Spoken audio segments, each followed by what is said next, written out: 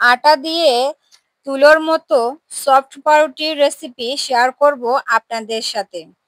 এই পাউরুটি আপনারা চাইলে বাচ্চাদের টিফিনেও তৈরি করে দিতে পারেন। তো প্রথমে আমি 2 কাপ পরিমাণে নিয়েছি হালকা কুসুম গরম পানি। দিয়ে দিলাম স্বাদ মতো লবণ, দিয়ে দিলাম 2 চামচ চিনি। তারপর দিয়ে দিলাম 1.5 চামচ ইস্ট। দিয়ে দিলাম 2 চামচ পরিমাণের সয়াবিন তেল দিয়ে সুন্দর করে মিক্স করে নিলাম।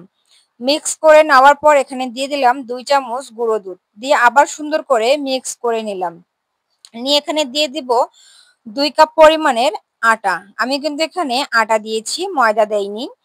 তারপর চামচ দিয়ে সুন্দর করে নেড়ে নিলাম। নেড়ে নেওয়ার পর অফ ক্যামেরায় কিন্তু আমি আরো একটু আটা দিয়েছি। দিয়ে হাত দিয়ে সুন্দর করে ডো করে আমি ডোটাকে 1 ঘন্টার জন্য রেস্টে রেখে দিয়েছি। 1 ঘন্টা পর ফিরে এসে দেখি এরকম ফুলে গেছে। তারপর আবার হাত দিয়ে সুন্দর করে ডোটাকে মেখে নিতে হবে। এর ভিতরে যে হাওয়াগুলো আছে সে হাওয়াগুলো বের করে দিতে হবে। সুন্দর করে মেখে নেওয়ার পর আমি হাতের মধ্যে তেল লাগিয়ে সুন্দর করে গোল শেপে ড্র তৈরি করে নিচ্ছি।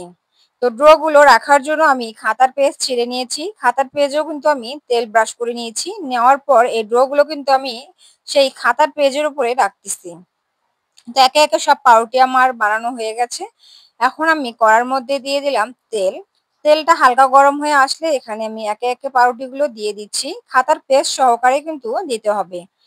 তো খাতার পেজ সহকারে আমি একে একে তেলের মধ্যে দিয়ে দিলাম। এখন আমি এই পাউরুটিটাকে উল্টিয়ে দিব। তো একে একে সব পাউরুটি আমি উল্টিয়ে দিয়েছি।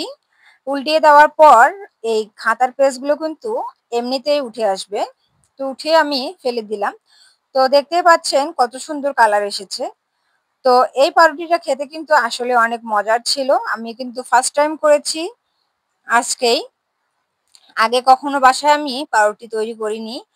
তো আমার এই রেসিপিটা আপনাদের কাছে যদি ভালো লেগে থাকে অবশ্যই লাইক, কমেন্ট, শেয়ার করে পাশে থাকবেন। ধন্যবাদ সবাইকে এতক্ষণ আমার ভিডিওটা দেখা